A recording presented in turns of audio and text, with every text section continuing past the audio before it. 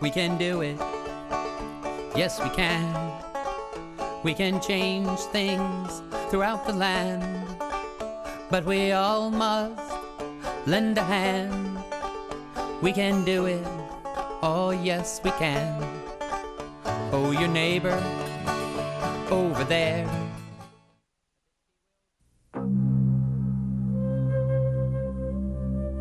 It's the third planet from the sun.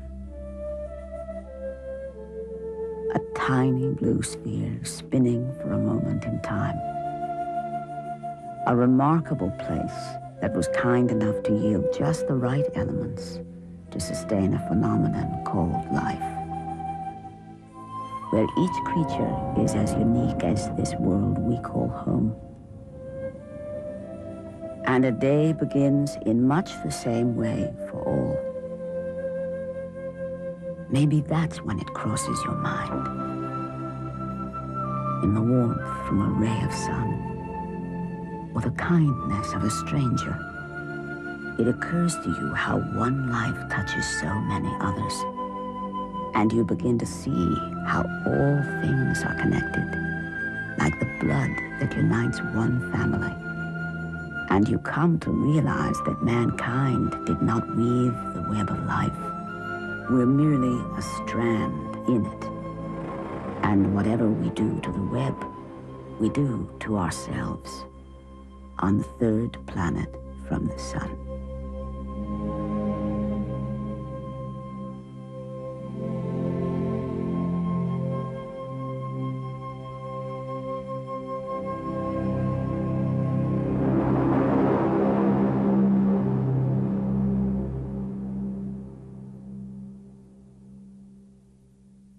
Welcome to Changing Our World, North Shore Citizens in Action. I'm Linda Weltner, your host, and we have an amazing program. It started out with a dream held by indigenous people in Ecuador, and it's going to affect the American dream.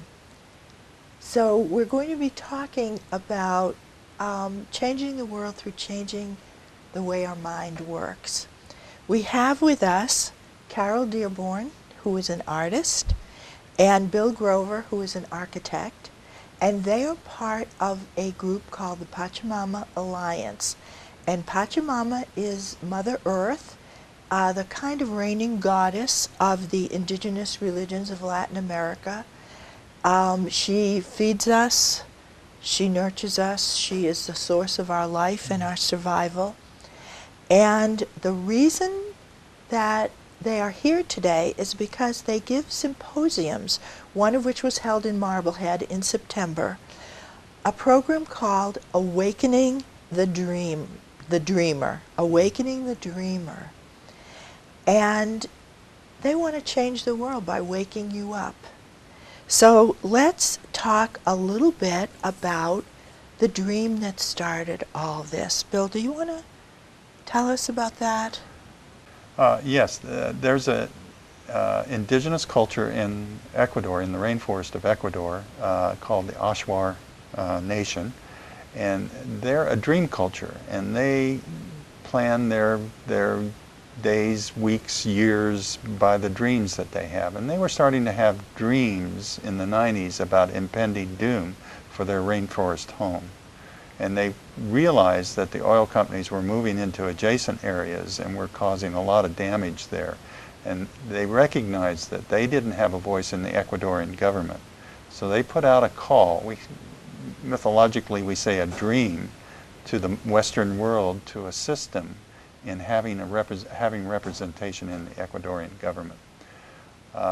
Lynn Twist and Bill Twist, her husband, and a man by the name of John Perkins showed up in response to that request and met with them and they formed the Pachamama Alliance, which is an alliance, a nonprofit group to support the indigenous cultures in Ecuador first, and now all of South America. And they started working with the Ashwar. And after a year or so, the Ashwar said, if you really want to protect our rainforest permanently, You have to go back to your world and change the dream of your world, because the dream of your world is putting all the pressure on our rainforest. And so Bill Twist and Lynn came back and set up this symposium called Awakening the Dreamer, Changing the Dream Symposium, which we are facilitators for now. Well, you know, it's interesting. Americans think, oh, a culture that lives by dreams. You know, we have nothing in common with them. But what dream are you talking about? Changing what dream? Do the Americans have a dream? Are we a dream culture? Well, we like to say that we're in a trance. A trance of our dream. Our trance now is consumerism, overconsumption. It is causing havoc on many indigenous cultures and many third world countries in the world, because we have a economy and a way of living, a way of life that is threatening now to the earth, and I think that's common knowledge now. But what the Awakening the Dreamer Symposium is about is about waking up from that trance, recognizing what's going on, and looking at how that came to be. Well, it's interesting. We say in this culture, who dreamed that up, right? So somebody dreamed up New York City skyscrapers. Somebody dreamed up drilling 5 miles under the ocean. We actually have dreamed up our world also, if you look at it that way.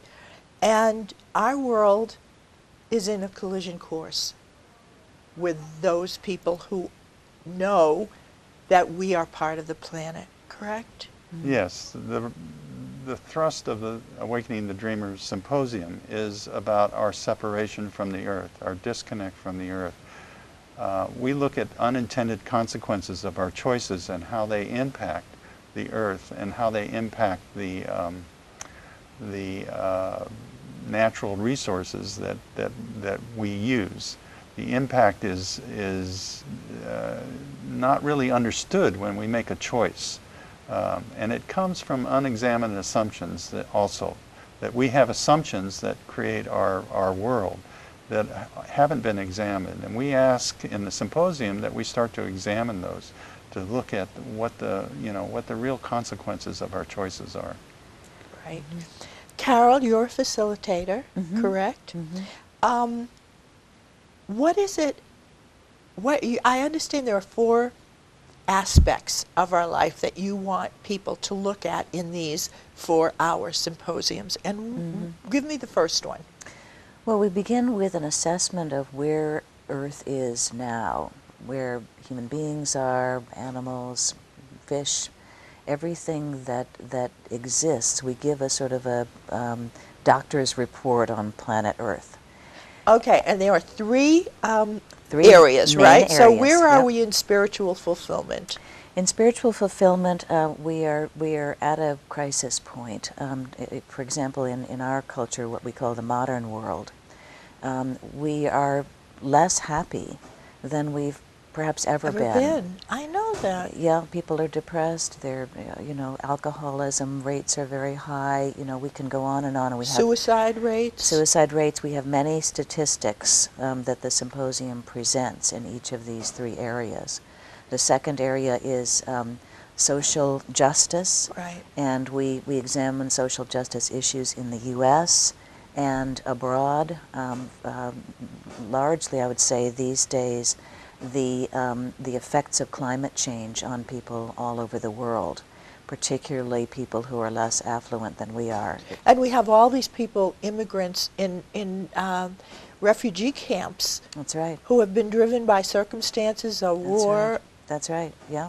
And we have the highest population of prison inmates too. So that's for the stability of the culture. Yeah, and it's an untenable situation. And then the third is ecological sustainability. Where are we there? Well, as many people are aware, there's an enormous extinction event happening now, in which man-made, the cause of climate change, and 50% of species will be extinct in a couple of decades if we don't act now to stop it. And we're talking about not just obscure insects or something. We're talking about elephants and lions and tigers and fish that we depend upon. Fish that we depend upon. The oceans are being vastly overfished, and they're saying now that 90% of the large fish have simply disappeared. And bees is another big one. I understand we don't have long to live if we don't have any pollinators. Exactly, exactly. And the funny thing is that, we see little evidence, people will write an article here or a news report there, but nobody is sort of putting it together. Right. And that's what the symposium does so beautifully. It puts together the entire picture. Through videos, not only just through multimedia, right? Of world-renowned scientists, experts in all these areas, religious leaders, all sorts of people who we know and respect. Right. Who are looking at this. Who are looking at the whole picture, yeah. Bill, the second question is, how do we get here to this state? And what is your answer to that? Well, in large part, we have disconnected from the earth. Right. And we are not in a sort of a living relationship with the earth. We look at the earth as a resource of materials to be made into consumer products. And I think that is the main cause of how we're looking at the situations that we're looking at now, and how the modern world has been able to move forward by consuming more and more of the Earth's resources, right, because there's no relationship with the Earth. There's no sort of sacred relationship. Go straight from being a natural resource into my pocketbook, into the trash, right? Absolutely. We just translate it. And you were saying something to me about, we don't even think of the Earth as Mother Earth. It's just property, right? Right. We use the word property to define land. And property is an investment. It's an economic sort of term. We look at the sacredness of Earth as a way to make money, and its sole purpose is to, when we own property, is to invest and get a return on. And that's even if it's wetlands, even if it has the sacred owl on it or anything like that. Just turn it into money, right? Turn it. Well, that's been my experience as an architect. I find developers that are interested in developing properties to the max without considering the loss of habitat that's going to happen, the conservation of water that's going to happen, or the global warming issues that result from the consequences. And it's interesting. Bill said that. He thinks we've made progress because now we don't think of people as property. So now we just have this problem of property as property. So that's minimizing a little bit.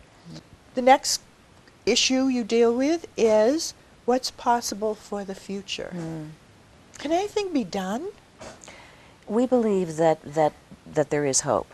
One of the wonderful speakers that we highlight in one of the symposium videos is Paul Hawken, who many people have heard of as part of Smith & Hawken, and he's a long-time entrepreneur, author, and activist for the environment.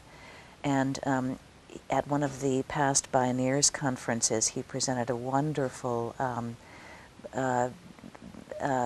expose, listing of all of the grassroots organizations worldwide who are working in communities like Marblehead or any of the North Shore towns, working in organizations like the Pachamama Alliance, working in religious groups, to create a consciousness shift, to, because our governments don't seem to be grappling with these issues. No. People are taking things into their own hands. And Climate change isn't even an issue in this election. That's right, that's right. And we made some progress, and now we've gone back again to economic issues. We have to have economic progress. We have to grow our economy, more jobs. And we don't drilling even after before the oil was even stopped flowing. We need to drill more and more and more. That's right. Yeah. God forbid there are consequences. We won't look at them. Exactly. And it's just so that we can feel the same sort of growth that gives us a sense of security about our, our lives. We need to prepare for our retirement or whatever our concerns are, and everything else is eroded in that, in that examination. And it's a mindset, as we've been saying, that we have in the Western world that gives no attention to community, gives no attention to the animals and other life forms that we live with, and Earth itself. Paul Hawken has surveyed all the NGO groups in the world. There's millions of them, and he's calling non-governmental organizations. Right, non-governmental organizations in the world that are working in local communities to affect change, the kind of change that the Pachamama Alliance and the Awakening of the Dreamer symposiums about. And he calls it, which I love this, he calls it Earth's immune system rising up to heal itself, which is really Isn't that just interesting? amazing. That's beautiful. Yeah. You know what's so interesting is, from what I understand from what you've told me, is that sure, it's good to recycle, and you have a list of suggestions of things people can change, but if you have a shift of consciousness, those things come naturally. Automatically, it flows from your different attitude toward the earth, that you would treat it differently. And if you just try to change the behavior without shifting the attitude, it's not going to work. So you are working on that mind level, right? Of and it's not just the mind, it's the heart. The heart. If we can actually feel the sadness that one feels when a species goes extinct, for example, if we can actually feel differently, then things will become automatic. I know a lot of people, though, who can't watch the news anymore because their hearts are broken. I mean, the bad news is so, that, and if you have it in your heart, it's a heavy heart, right?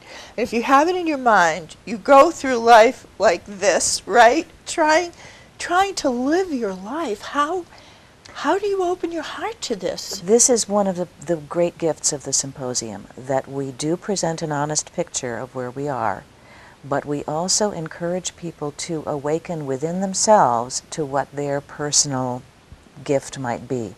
We call this a state of blessed unrest, which was a term used by Martha Graham, and it's been adopted by Paul Hawken. It's the title of one of his recent books. I like that, blessed unrest. And so we know that we are instead of miserable unrest, exactly, right? Yeah, we're all working together. There is hope. We don't have to hide from the facts, but the facts are there. And if we work together, if we wake up now, there is a future for us. Your last question is, what is ours to do? And what I like about your solution is mostly we think ours is to do, well, live in a cold house. Be careful, reuse your bottles and your plastic and all these chores, all these difficulties. But you're saying sort of follow your bliss, right? How can you do that and change the world? Well, I think it's the shift in consciousness is about the shift of looking at the unintended consequences of our choices and starting to take in that as an intuitive thing. We have one of our experts is Joanna Macy, who is a deep ecologist and a Buddhist, and she does a great job of what you were talking about, of taking in the pain and all the things that are happening to the earth and turning them around into empowering actions. And she runs deep ecology workshops where she, not part of the Pachamama Alliance symposium, it's different, but she has a technique of despair and empowerment through different exercises that are really very powerful, and she's one of our experts that we use too.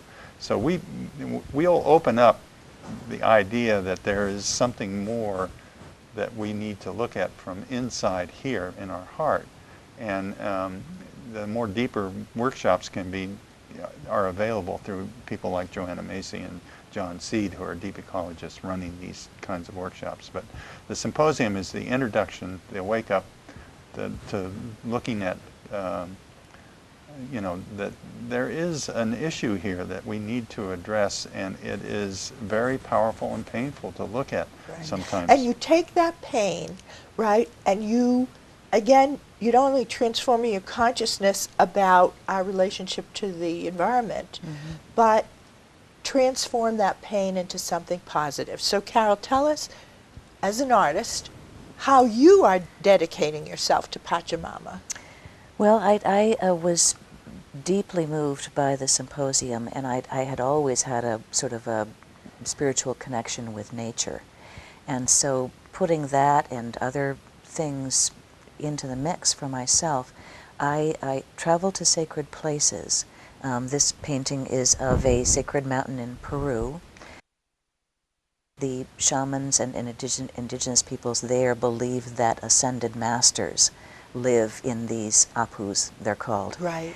And I've also traveled to Tibet and the Pacific Northwest and sacred places even in Massachusetts. And it's my belief that if we can recognize the power and sacredness and grounding that these places offer us, that they will serve as a conduit to our change of consciousness. So you are painting the sacredness in nature, right? And then what do you do with the money? I dedicate a portion of the proceeds. For example, I'm going to be part of the upcoming Trustees of Reservations show, and they will benefit from the sale of the artwork there. I give a percentage of sales also to the Sufficiency Foundation, which is along the lines of the Pachamama Alliance's symposium. It's an organization dedicated to discovering what is enough. Okay, now let me ask you, wouldn't you be happier if you bought a new designer handbag? Actually, I spent the morning at a rummage sale.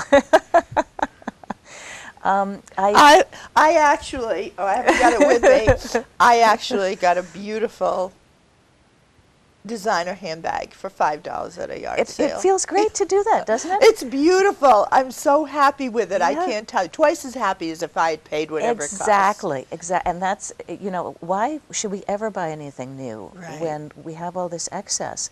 Just walking around on garbage day, one when can I come had up a with foster, I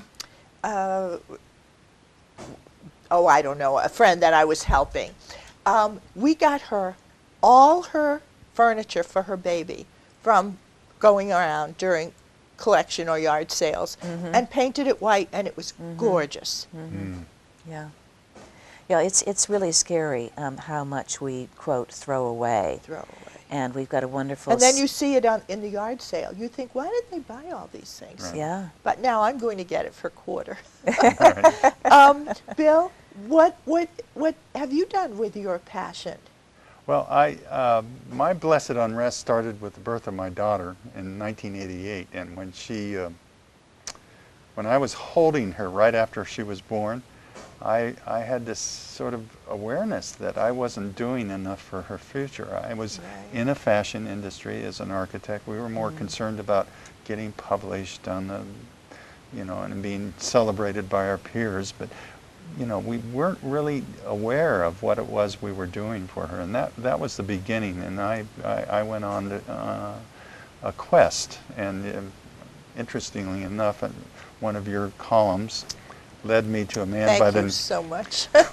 in the early 1990s, I don't know exactly what date it was, but it led me to a man by the name of Brian Swim, who is a mathematical cosmologist who worked with Thomas Berry, a Passionist monk, and they created a universe story, the story of the universe from a spiritual and scientific point of view, and it just turned me around. It said, this is where I have to go. So my efforts have been to find ways to bring that into my work, to look at how we make choices on materials and site selection. Everything in architecture has an impact on global warming, loss of habitat, and conservation of water. Those are three big global issues that are impacted. Affect architects, right? And buildings, and how we operate our buildings. So there's a lot of buildings that need to be retrofitted. I'm very interested in creating clients that have this new consciousness, creating a world of people that are interested in making this leap and change. So the symposium has presented me with a way to do that. And So instead of having to give up everything you care about and live like a monk or a hermit, what you do is you take this change of consciousness and you use it to transform your work, right? Absolutely.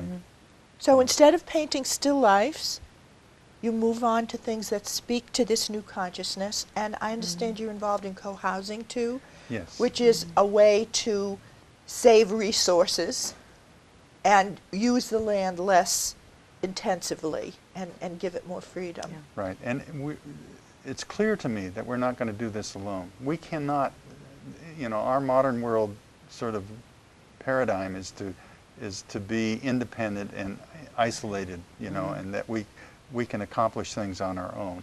And co-housing is a perfect example of how we can reconnect to our sort of what I call a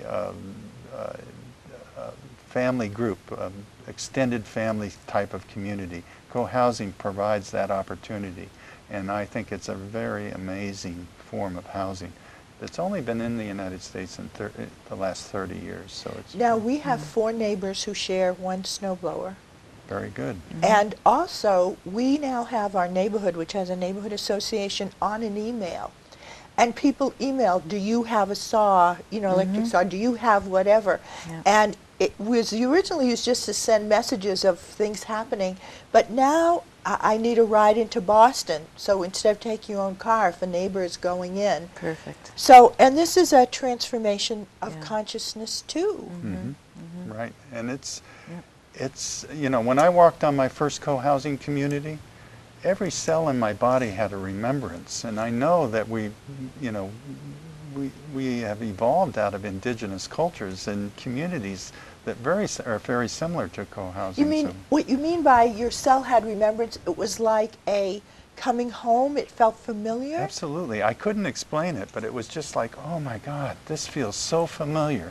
I've never experienced this in my lifetime, so it has to So be something. co-housing is shared eating and shared use of tools and things like that? Yes, but it's the energy. It was the energy that, because it's a condominium project. It was separate units that were maybe attached units, duplexes and triplexes and maybe quadruplexes, but the energy that was on the land when I walked on it, I just felt it. It's just amazing how much I connected with that remembrance. There are so many spiritual things. A friend just told me they went to Key West, and they didn't know why, but all of a sudden they relaxed. They were in Florida to deal with a family crisis, and yet Key West has an ambience. Right. And think if we could create the kind of co-housing feeling or neighborhood feeling, or instead of progressing into this robotic future that it looks like we're headed toward, to bring back some of these cellular memories Right. of That's right. how it is to live together in a sacred place, right? Right, and the indigenous cultures in Latin America have this concept that there are 2 driving forces: the eagle and the condor. The Right. eagle is the mind, the Technology. the creativity from the mind, and the condor is the spiritual, intuitive base. And 500 years ago, they say that every 500 years there's a cycle from dominance of one to the other. 500 years ago, the ego started to have dominance. Now, when Columbus came to the New World, now the eagle and the condor are starting to fly together. And that's the kind of experience that I felt at the co-housing. Are you 2 the only facilitators? How many are there in this program?